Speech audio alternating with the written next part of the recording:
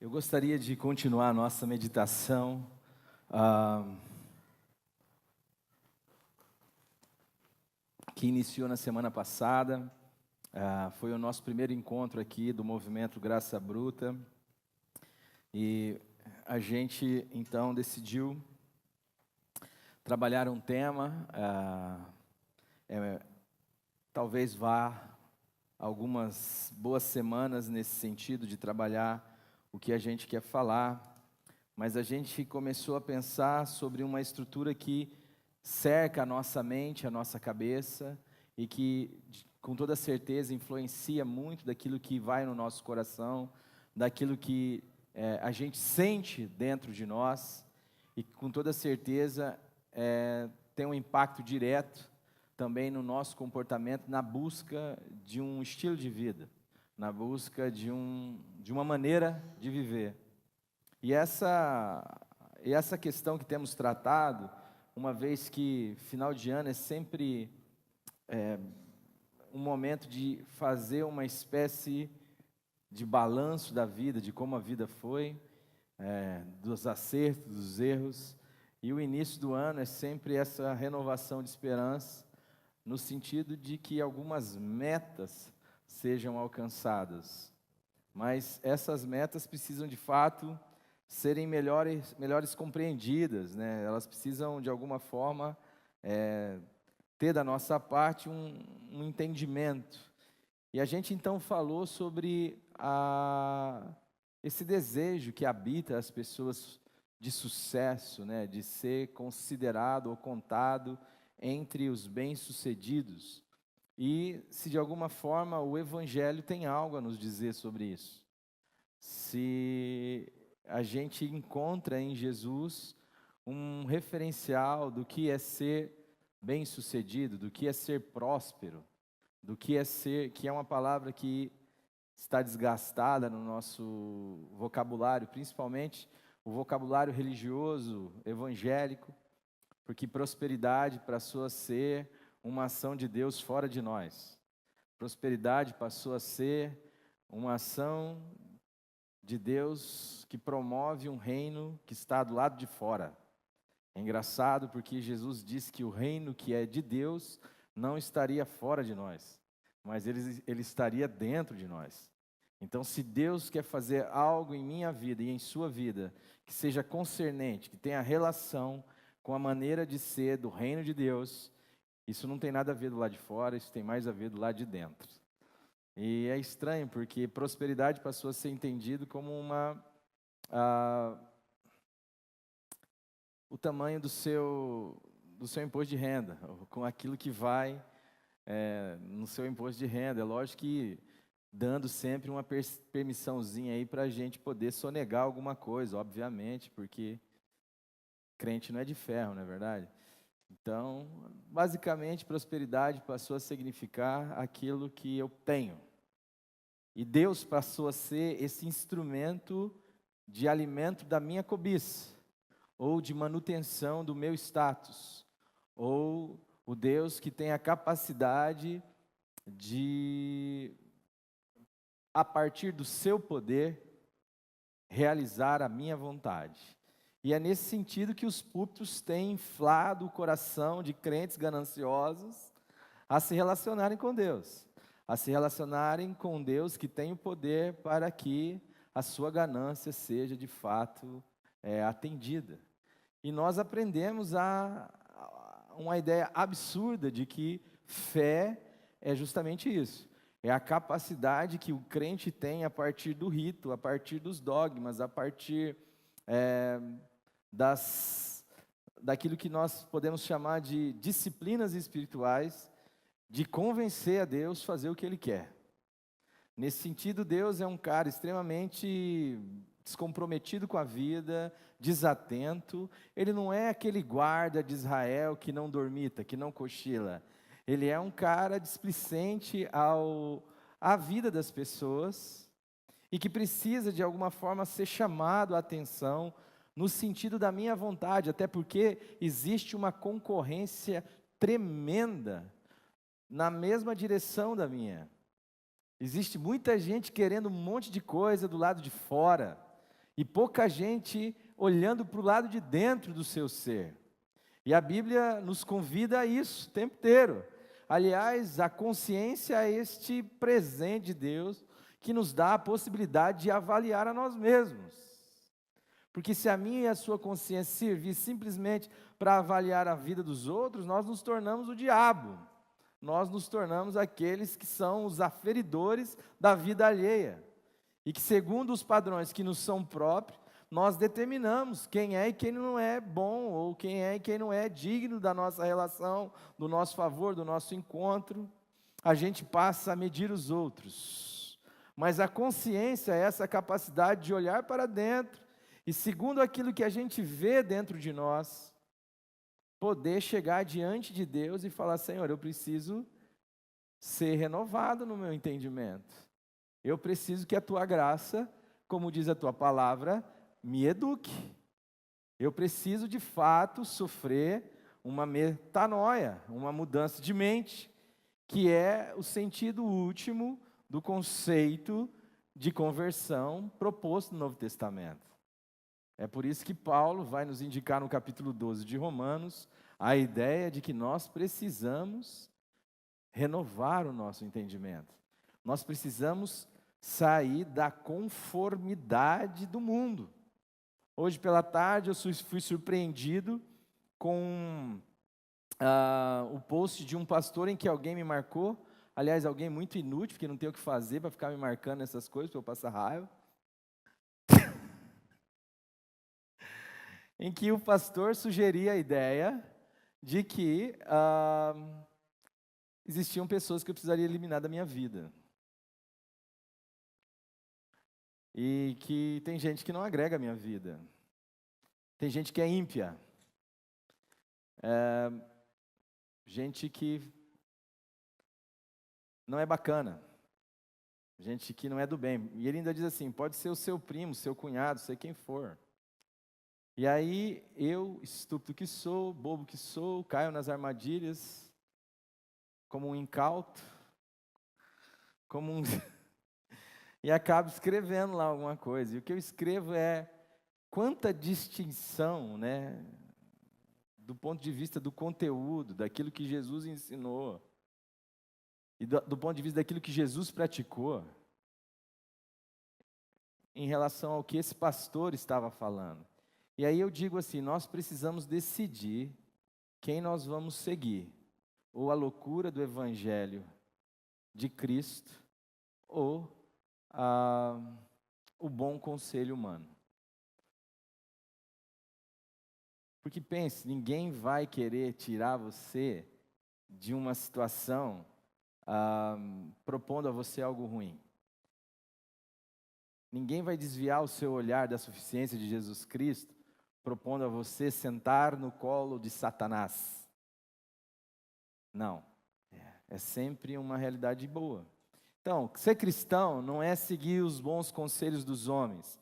Ser cristão é seguir a loucura do Evangelho de Jesus Cristo, de um Cristo que disse assim: eu não tenho nada a ver com gente boa. Você é gente boa? Então, você pode esperar muito do seu pastor, você pode esperar muito da sua religião, mas você não precisa esperar muita coisa de Deus, não. Até porque você está num caminho que você não encontra. O caminho que se você quiser encontrar Jesus, é o caminho da verdade. E a verdade sobre você, amigo, sinto muito te dizer, é que você não é boa pessoa. Nem você e nem eu. E como é que eu sei disso? Eu sei disso primeiro por saber quem eu sou, e por eu sou feito do mesmo barro que você. E segundo, porque a palavra de Deus diz isso: não há um justo, nenhum sequer, não há ninguém que entenda, não há ninguém que busque a Deus. Todos se extraviaram e a uma se fizeram inúteis, não há quem faça o bem, não há nenhum. Onde é que está isso, meus irmãos? Romanos.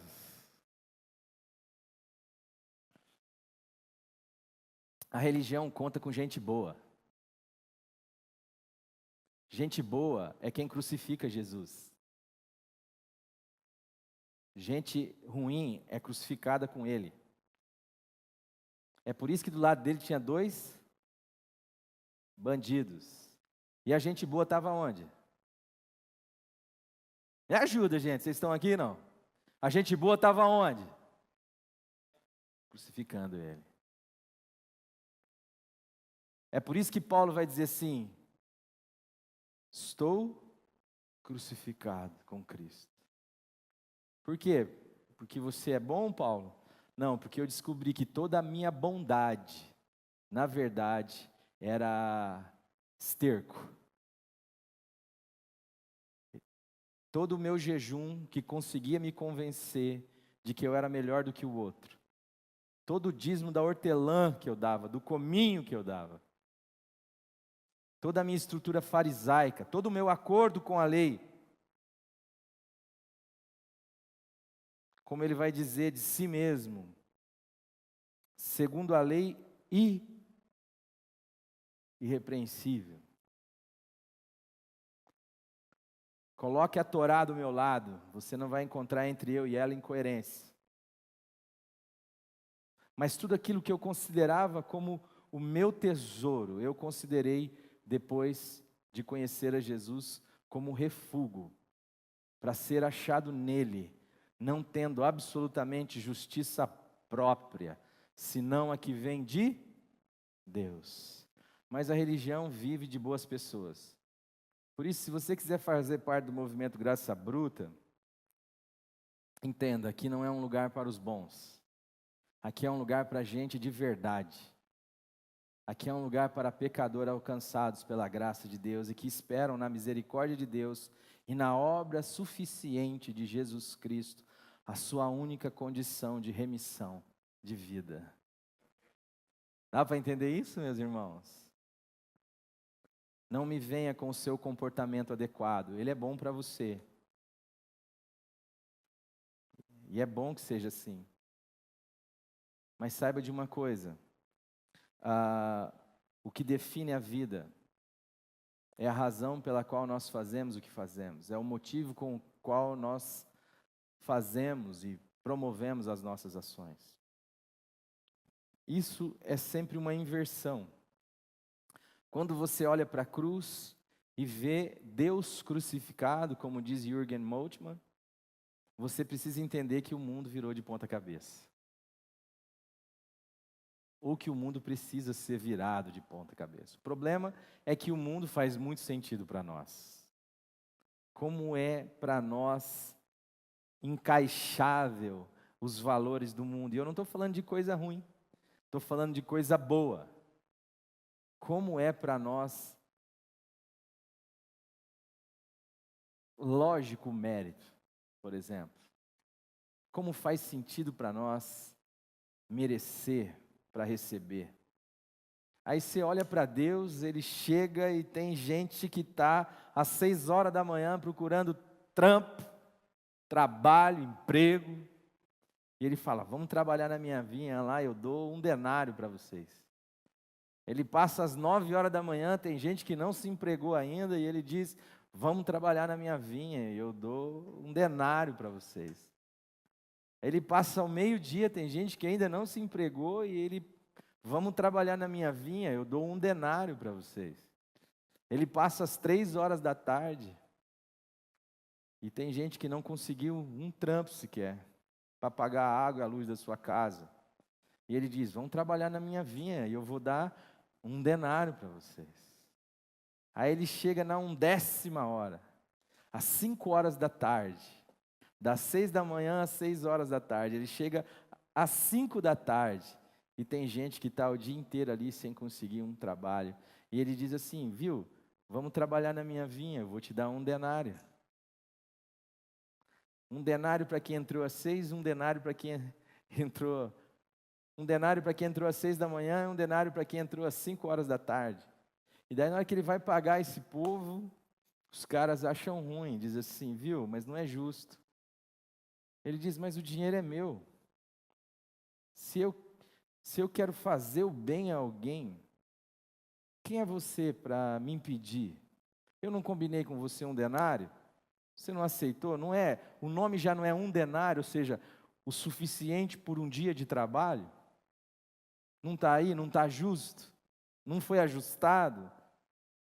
Por que você está querendo me restringir na minha bondade, se eu quero pagar 1 denário também para quem começou às 5 da tarde, isso é graça, isso não é injustiça, até porque eu não vivo da justiça, porque se eu fosse executar a justiça do jeito que vocês imaginam que a justiça deve ser executada, eu precisaria lançar todos vocês no inferno. Mas para que eu pudesse usar de misericórdia com pecadores, eu assumi as implicações da justiça minha sobre mim. Portanto, eu, Alexandre Chaves Morango, vulgo, constituo Deus, meu advogado contra Deus. É briga de cachorro grande. Eu só tenho um caminho para entrar diante de Deus, ousadamente, como a palavra de Deus me ensina. É pelo novo e vivo caminho. É pela obra remidora do Cristo. É pela graça e pela misericórdia de Deus. Mas como faz sentido para nós um mérito? Como não faz para nós sentido um Deus crucificado? Nós precisamos entender que há uma estrutura de valor que precisa ser invertida na nossa cabeça. Porque o que vai na sua cabeça define a sua realidade. E para isso, nós lemos o texto de Mateus, capítulo 5, o verso 1 em diante.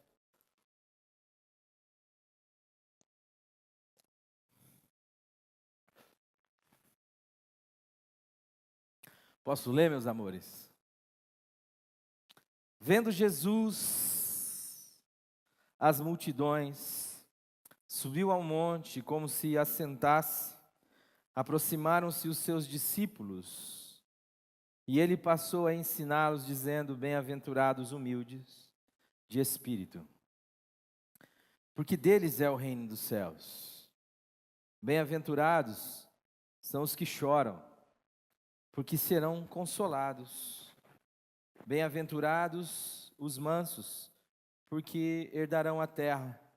Bem-aventurados os que têm fome e sede de justiça, porque serão fartos. Bem-aventurados, felizes, bem-sucedidos, prósperos, os misericordiosos, porque alcançarão misericórdia. Bem-aventurados os limpos de coração, porque verão a Deus. Bem-aventurados os pacificadores, porque serão chamados filhos de Deus. Bem-aventurados os perseguidos por causa da justiça, porque deles é o reino dos céus.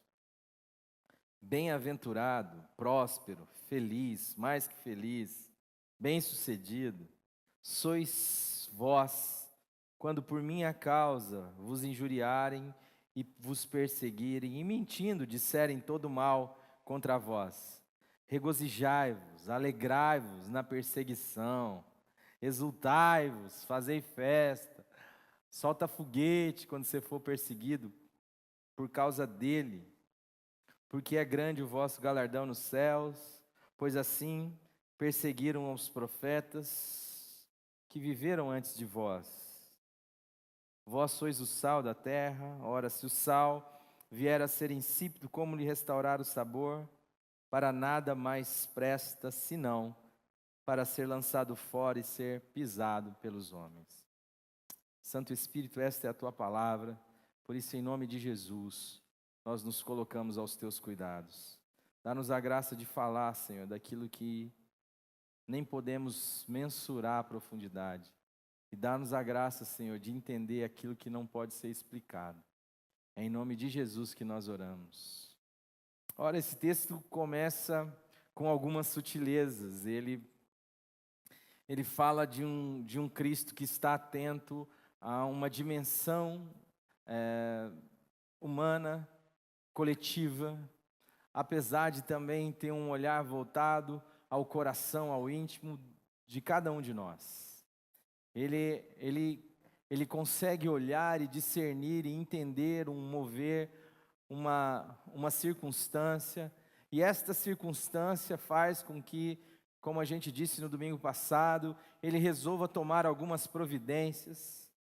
E então ele se move na direção de explicar algumas coisas a esta multidão, mas quem se aproxima dele são as pessoas que estão de fato empenhadas em aprender dele. Esta é uma pergunta que você deve de fato fazer no seu coração. Jesus sempre tem essa relação com as multidões. Em Mateus 16 ele faz a mesma pergunta, ele diz assim: o que diz o povo, o que diz os homens ser o Filho de Deus? E aí alguns dizem que o Senhor é João Batista, que o Senhor é Elias, Jeremias, ou que o Senhor é algum dos profetas.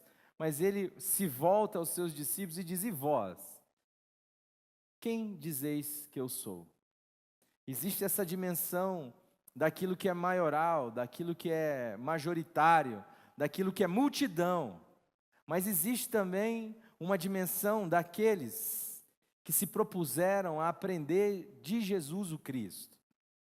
Ser discípulo de Jesus Cristo é estar submetido à sua didaquê, estar submetido ao seu ensino, é rever a vida a partir de Jesus.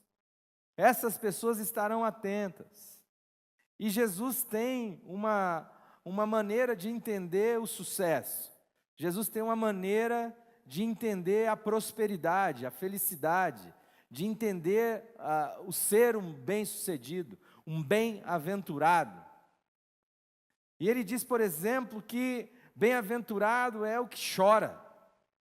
Mas nós não acreditamos nisso. Não acreditamos porque existe um viés mental poderoso, massacrando a nossa mente e o nosso valor, que vai desde os púlpitos à bancada do Jornal Nacional. Vai desde o livro que eu leio, ao cinema que eu vou, à música que eu escuto, massacrando uma ideia de que você não pode sofrer, de que você tem que evitar o sofrimento, de que você tem que buscar sempre se proteger da vida. Você deve criar um ambiente controlável, onde as coisas aconteçam de tal forma que elas respondam às suas necessidades e ao seu desejo, de tal forma que espiritualmente, emocionalmente, psicologicamente e nem na sua vida você experimente, de fato, uma restrição, um sofrimento. Que ninguém lhe diga não ao seu querer. Que nenhuma gripe se apodere do seu corpo, que a sua empresa jamais quebre, que jamais te descubram no errado. A gente vai vivendo essa estrutura onde o hedonismo é a grande força motriz. É o prazer pelo prazer em todo o tempo. Esta busca desenfreada por não chorar, por não sofrer. Então, como que é que Jesus redefine o processo de sucesso? Dizendo justamente o oposto, que bem-aventurados são aqueles que choram, que têm ainda a capacidade de sofrer, que ainda não tiveram os seus corações calejados, indiferentes ao sofrimento alheio, indiferente à dor. É um psicopata existencial, é alguém que não sofre, que não tem remorso, que não se arrepende, que não consegue ter de nenhuma maneira empatia. É alguém calejado, é alguém que ama quem corresponde às suas expectativas e aos seus objetivos, ou que diz que ama aquele que de alguma maneira é importante no seu projeto de vida. Que é capaz de amar qualquer um que lhe faça ou que lhe traga algum lucro, algum benefício. Chama de amor aquilo que transformou Lúcifer em Satanás, o comércio. Chama de amor a barganha. Chama de amor o farinha pouca, meu pirão, primeiro. E os púlpitos vão ensinando isso. E nós brincamos aqui no domingo passado, falando como que é o mesmo nome da música? Sabor de mel, né? Quem te viu na vala agora vai desejar, enfim. A gente tinha que pôr essa letra aqui uma hora, gente, só para a gente meditar nela. É tudo que você não deve sentir e pensar como filho de Jesus, de Deus, irmão de Jesus. Venha para a nossa igreja, irmão, que se você tiver pobre, vai enricar. Se tiver solteiro, vai casar. Se tiver doente, vai sarar. Seus problemas se acabaram-se. Jesus reduzido a organizações tabajara. A vida cristã reduzida a uma barganha com Deus, que é Satanás. A vida cristã sendo vivida na mentira. Há sempre uma agenda oculta, sempre uma carta na manga. Não há nudez. Não há gente nua. Não há gente pelada nas igrejas. Há gente bem vestida. Há gente que não cose mais para si folhas de figueira. A gente que usa Tommy Hilfiger.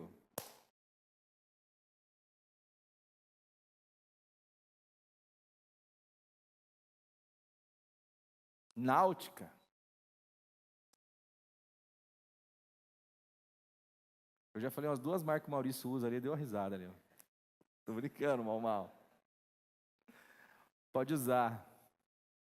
É uma maneira figurada de dizer que às vezes nós não vivemos, a igreja não é a dimensão de ter aquele coração daquele homem que não é capaz de olhar para o alto, mas fica olhando para a sola do pé, perdão, para a sola não, fica olhando para o pé, batendo no peito, dizendo: ó Deus, tem misericórdia de mim, que sou pecador, essa é a verdade a meu respeito. É o lugar para viver o choro da manipulação, mas não o choro do arrependimento. É o lugar para brincar de ser. Faz de conta que eu sou bom. Eu trabalho com psicologia do esporte, eu pelo menos tento trabalhar. E aí tem uma máxima vampetiana, quando ele foi entrevistado por um repórter, na época ele jogava Flamengo, o Flamengo era quebrado, hoje em dia o Flamengo é o melhor time, se expressa na sua condição plena, de o melhor time do universo. Aí ele dizia assim: eles fingem que nos pagam e nós fingimos que jogamos. O Deus da religião é mais ou menos isso. Nós fingimos que louvamos, ele finge que acredita e vamos levando aqui tudo embolado.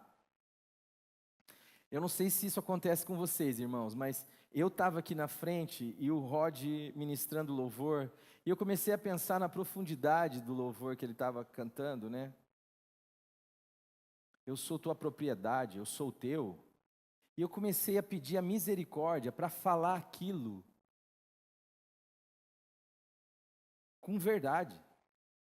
Porque às vezes a gente fica cantando, e as palavras saem, mas as palavras estão totalmente desconectadas do nosso coração, da nossa alma, do nosso espírito. Eu falo: Jesus, eu quero só dizer uma vez, pelo menos 3 palavras desse cântico, que sejam verdadeiras integralmente dentro de mim.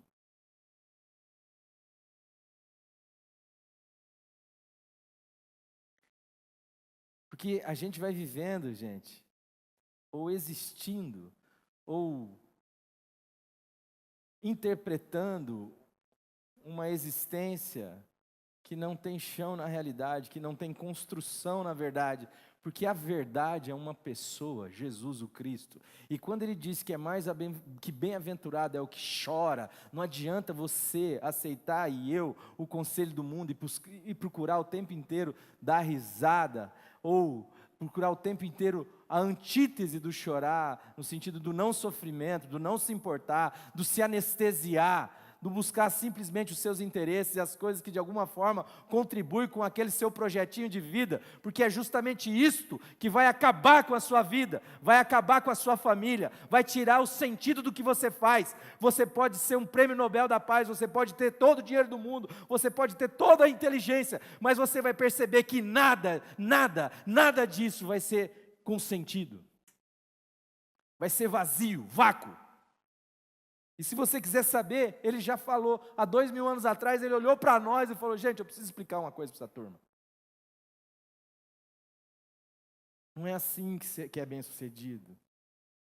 Bem sucedido é gente de verdade, diante de um Deus de verdade, que ama gente de verdade.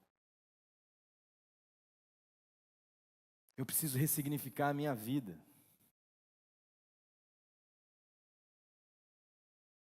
Eu preciso ter dinheiro.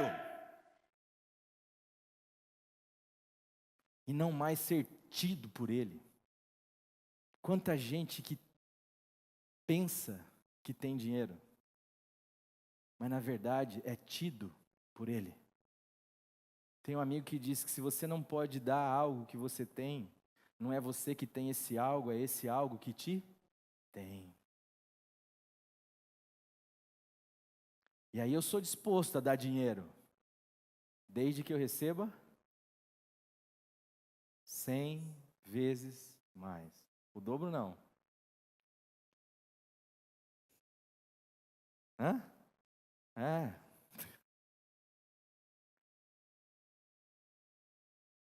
Do que a gente está falando, gente? A gente está falando de ser bem-sucedido.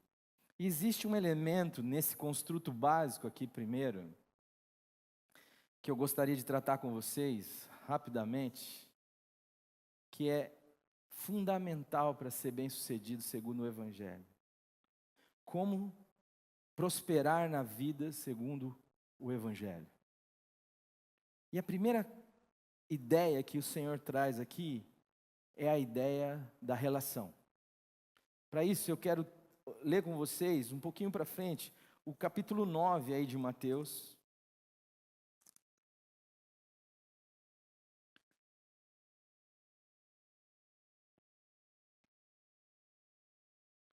Eu vou ler o verso 35.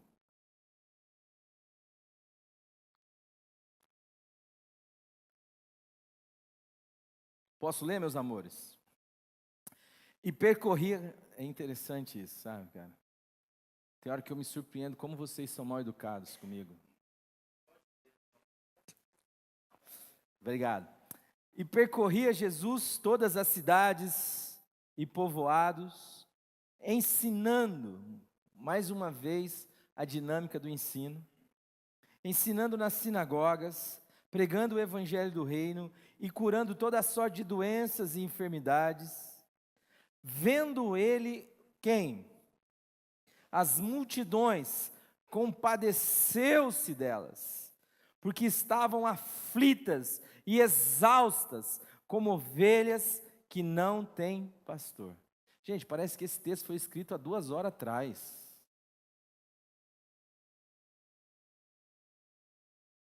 E então se dirigiu aos seus discípulos. A seara, na verdade, é grande, mas os trabalhadores são poucos. Mas rogai, pois, ao Senhor da seara, que mande trabalhadores para a sua seara. Jesus não perdeu a sua alma. Sabe por quê? Porque ele não busca salvar a sua própria vida. Ele encontra o sentido da vida no encontro com o outro. Porque Jesus é fruto de uma relação, assim como eu e você. Somos frutos de um relacionamento. E só entenderemos a nossa missão, só seremos prósperos na nossa missão, só teremos uma vida bem-sucedida se entendermos os valores ou o valor dos relacionamentos. Quando deixar de olhar para o outro, para o próximo, como quem atravessa esse indivíduo. Eu tenho feito um exercício na minha vida, Às vezes você está num restaurante, vem lá a pessoa trazer o seu refrigerante, eu tenho buscado olhar no olho daquele irmão.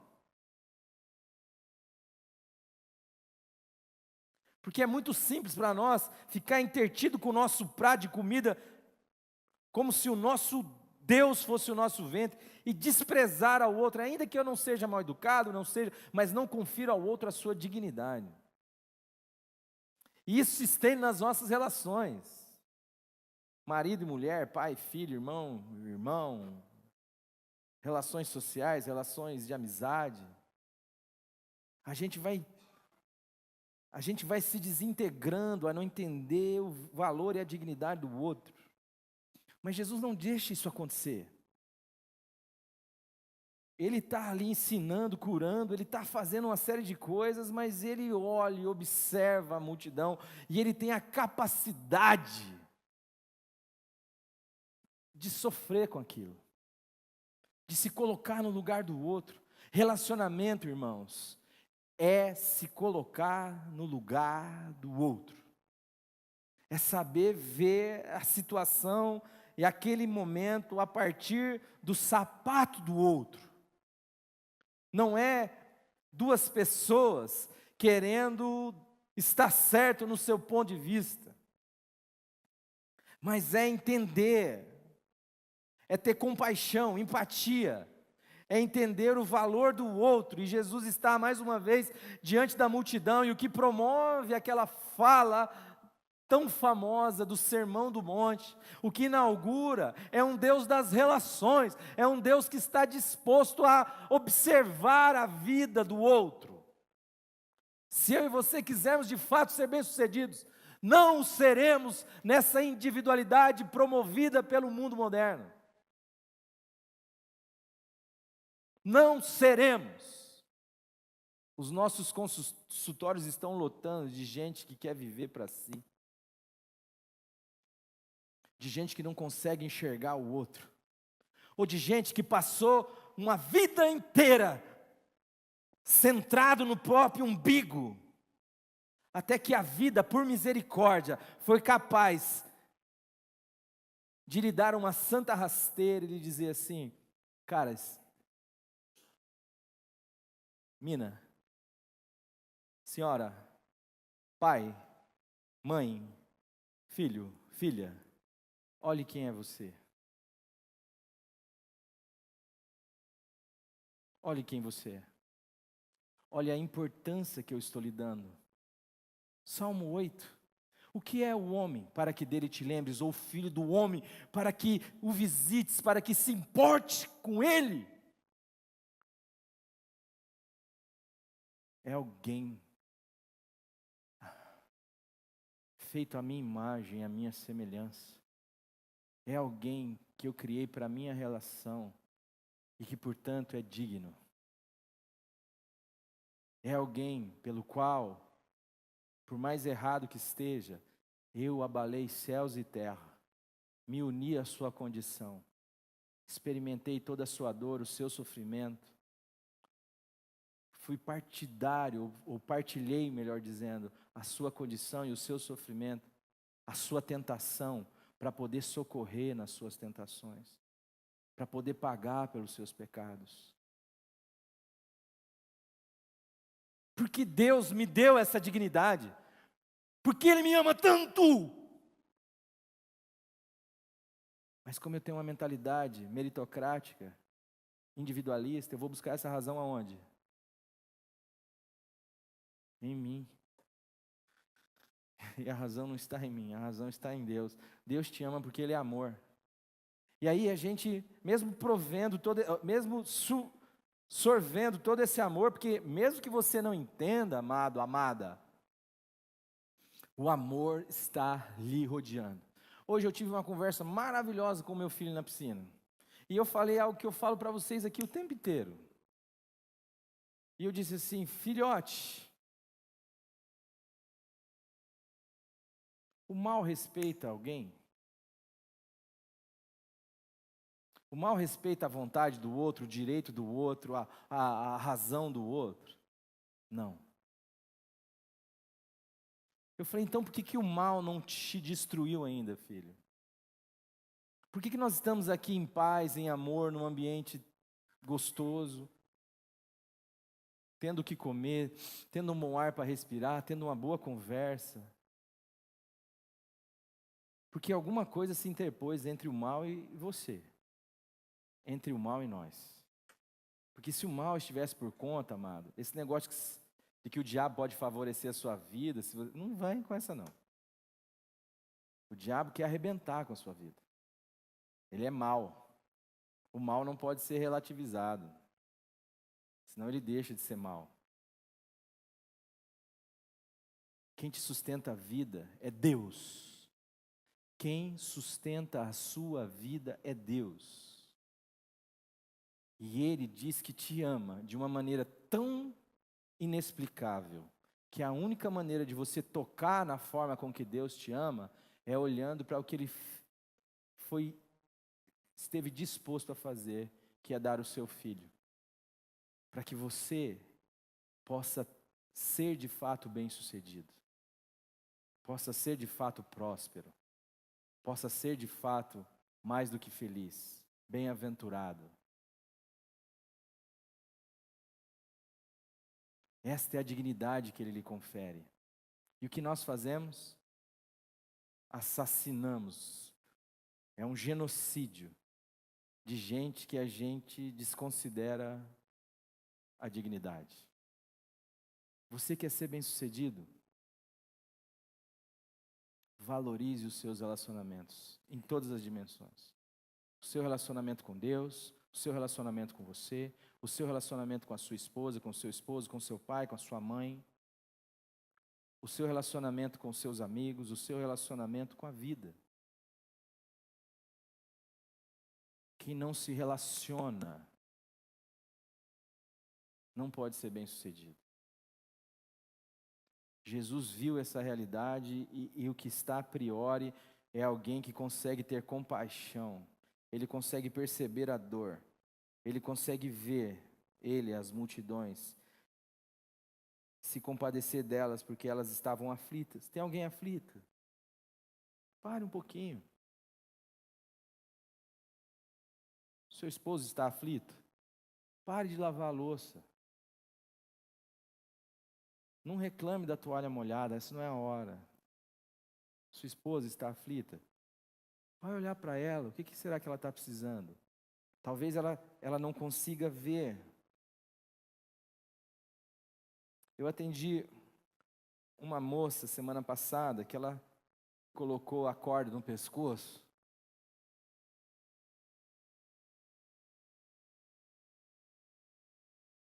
E ela lutava Gil. E quando ela viu que ela ia apagar, ela falou: meu Deus, eu vou apagar. E depois que eu apagar, não vai ter volta.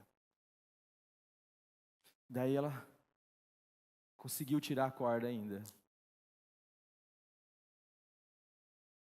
E quando ela veio falar comigo, porque alguém viu a sua necessidade, me ligou, porque o amigo viu o seu problema, se importou com ele, porque a amiga viu o problema da amiga e se importou, na realidade, com ela. Viu o sofrimento, a angústia, deu um jeito de mover, de parar o que estava fazendo, e aí foi uma rede de conexões até chegar em mim. E eu via que aquela pessoa, ela só tinha um olhar para um lugar. Que quando você começa a mostrar que o mundo está para além do seu problema, ela começa a ver o mundo ampliar muito rapidamente. Fala, mas espera aí, tem um outro jeito de ser, de viver. E sabe onde estava a razão? Num problema relacional.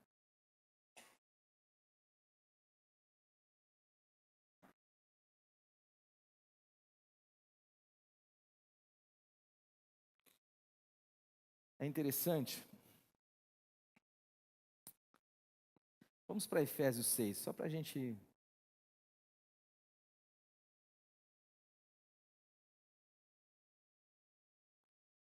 Efésios capítulo 6, versículo 2.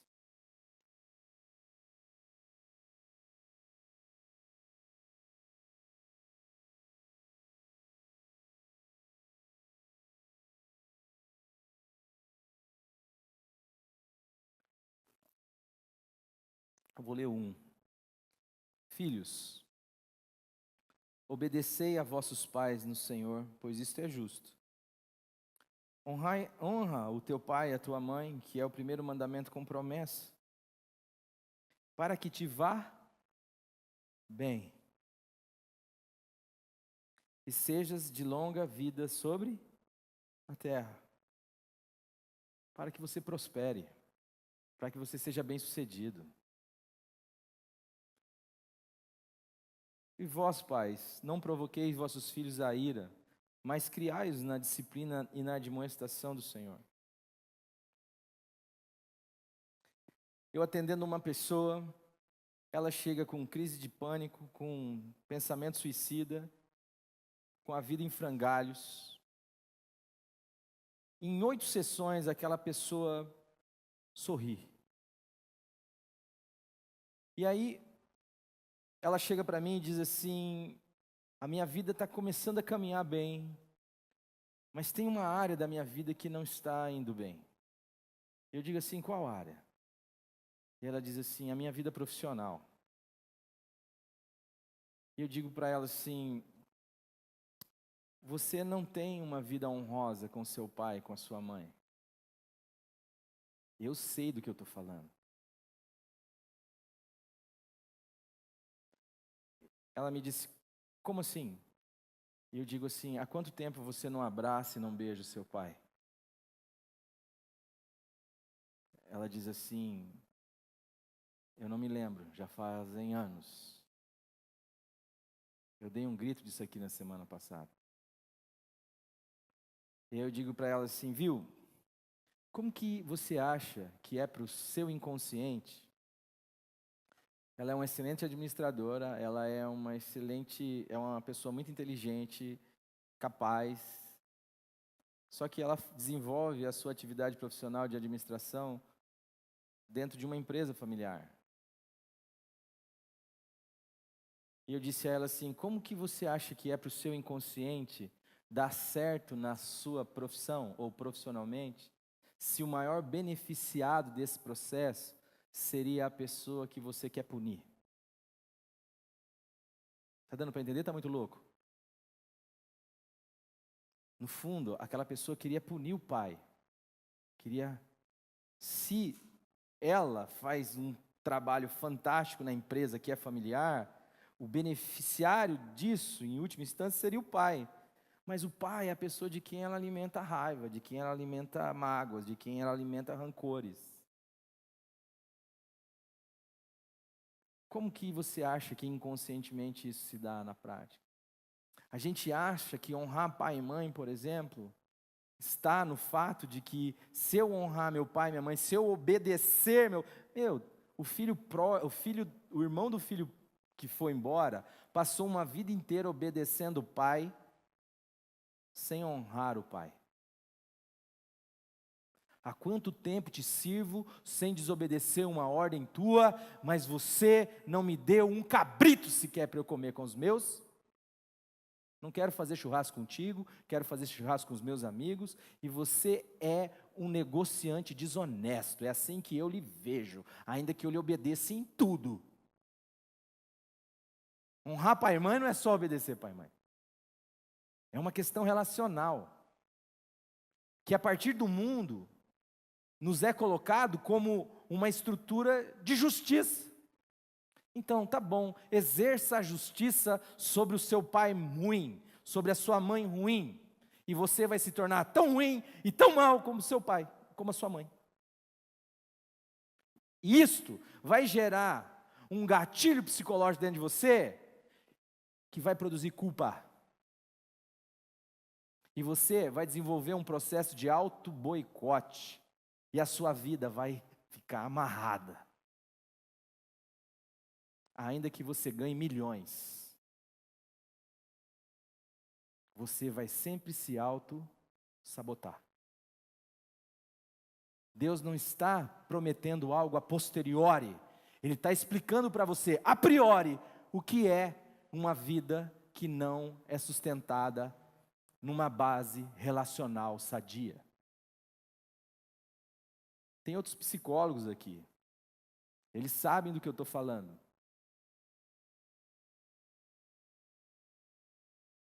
Quantas pessoas vão buscar ajuda psicológica ou de um psicanalista? Porque, no fundo, a grande carência dela é relacional. Porque o mundo tem nos ensinado a viver segundo quem?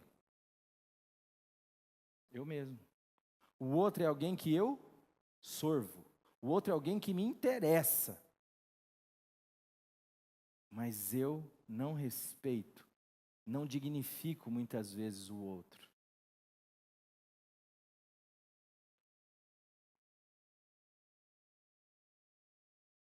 E quando a palavra de Deus vai dizer assim,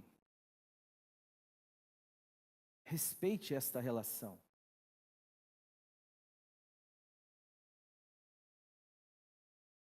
Eu fui entender isso na vida. Eu já contei essa história muitas vezes, mas eu vou repetir ela aqui nessa noite novamente. E eu vou pular um grande pedaço para poder encurtar, porque em 5 minutos eu quero acabar essa mensagem. O Roberto já viu que hora que é ali, para ele conferir ali depois.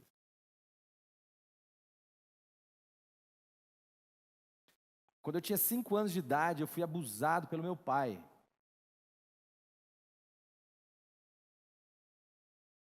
Eu não fui violado por ele, mas eu fui abusado por ele. Com 9 anos de idade, a minha mãe falece. Com 11 anos de idade, eu sou adotado por uma outra família. Meus avós tinham uma certa condição financeira. A minha madrinha, que veio a se tornar minha mãe, Maria, me trouxe para morar aqui no Guanabara.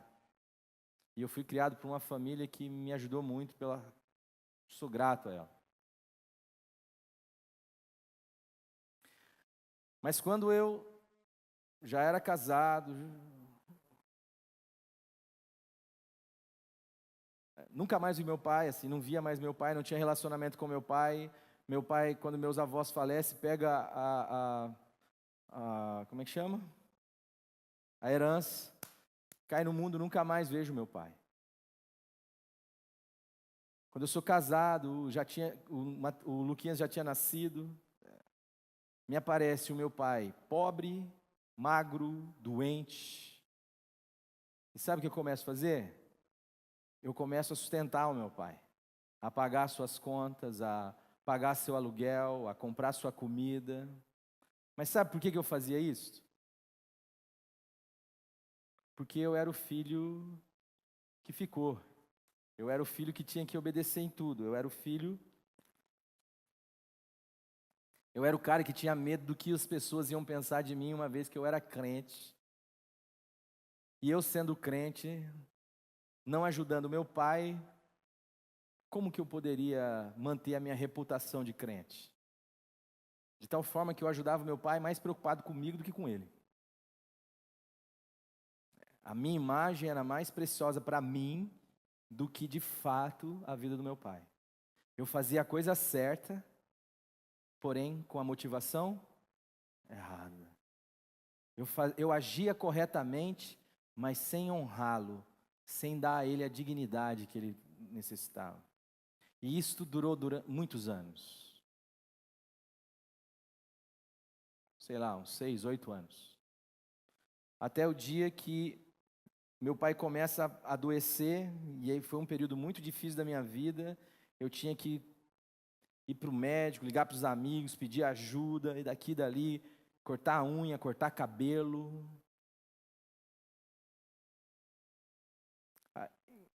Eu sempre que conto essa história, preciso lembrar de um brother, o Brandão, porque o Brandão foi um cara que Deus levantou para me ajudar nesse princípio. Ele ia comigo visitar o meu pai, cortar o cabelo, ele ia ajudar a levar no hospital.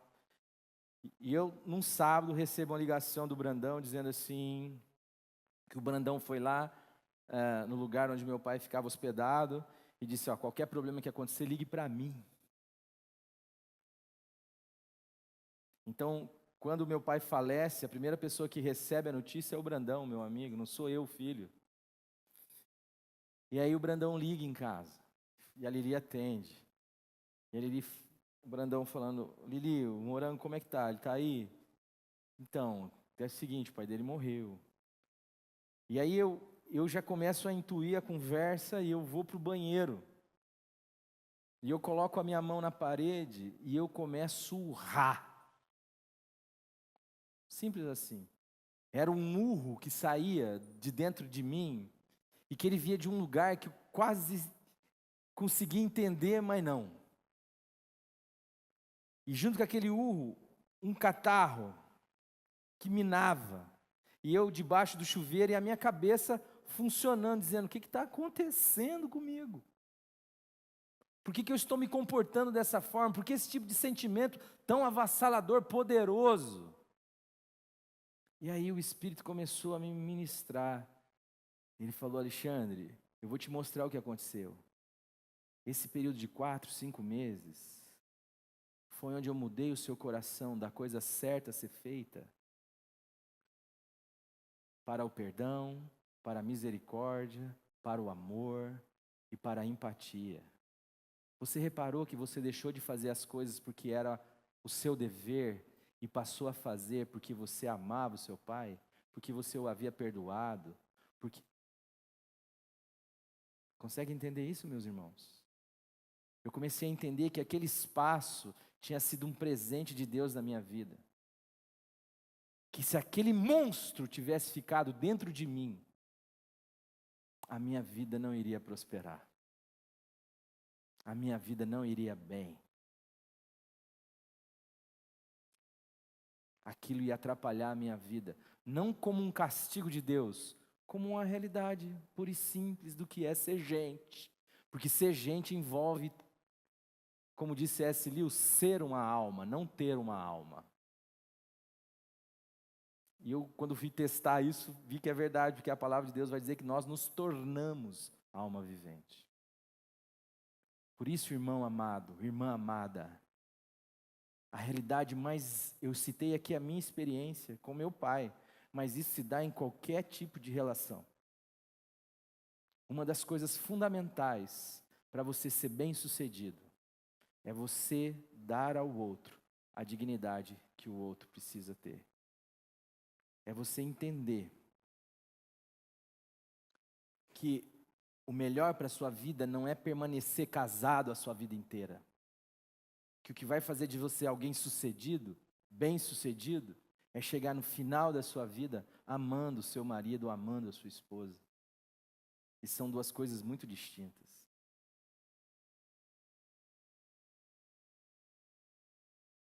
E isso é o que o Evangelho quer promover em você. O juízo correto, o coração correto. Eu vou arrancar o seu coração de pedra. Eu vou colocar um coração de carne. E eu vou dar o meu espírito em vós. Eu vou fazer com que você ande nos meus estatutos, que você possa observar uma fala dessa e considerá-la como verdade. E ainda que você olhe para a sua carne e não encontra poder para andar de acordo com isso, você não tem um fim em você, um limite em você, mas você recorre àquele que transcende a sua vida, a sua existência e que é capaz de expandir você e que é a sua própria vida, Jesus o Cristo. Senhor, aonde eu acabo, o Senhor começa. Dá-me a graça de perdoar quem me ofende, de amar o meu inimigo, que dirá o meu próximo, o meu irmão, a minha mãe, o meu pai. Quer ser bem-sucedido, irmão? Não é dando dinheiro para Edir Macedo, não, para o RR e nem para qualquer outro pastor aí, não. Quer ser bem-sucedido, segundo o Evangelho? Então, a gente está começando a falar um pouco sobre isso. Mas isso passa por ter um olhar diferente para as suas relações. Vamos orar?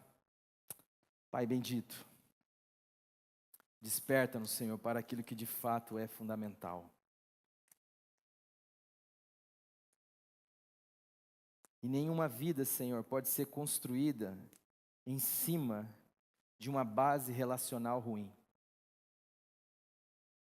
É por isso que Jesus Cristo morreu e ressuscitou, para que a gente pudesse começar tudo de novo,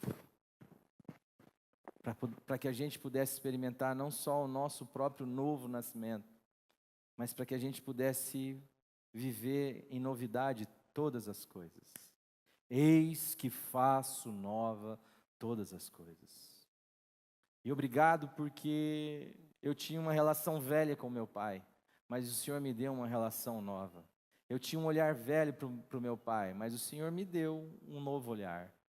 E aqui, Senhor, tem muita gente que está vivendo conflitos relacionais, mas eu peço em nome de Jesus, que o Senhor nos dê uma nova maneira de viver nossas relações.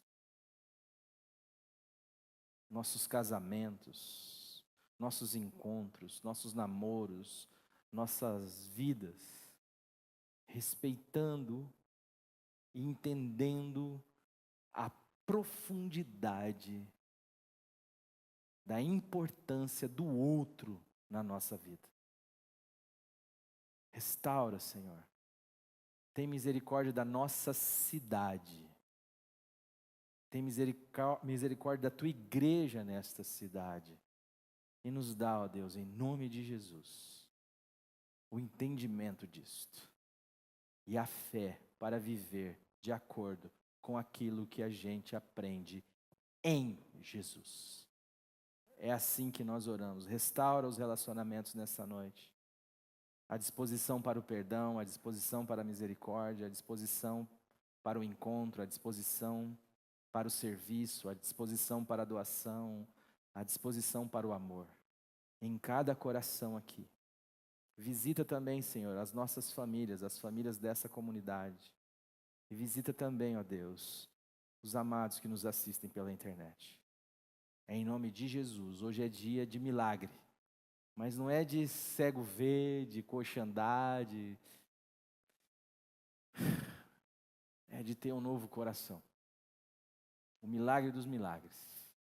Faz isso em nós, para a tua glória, em nome de Jesus. Amém.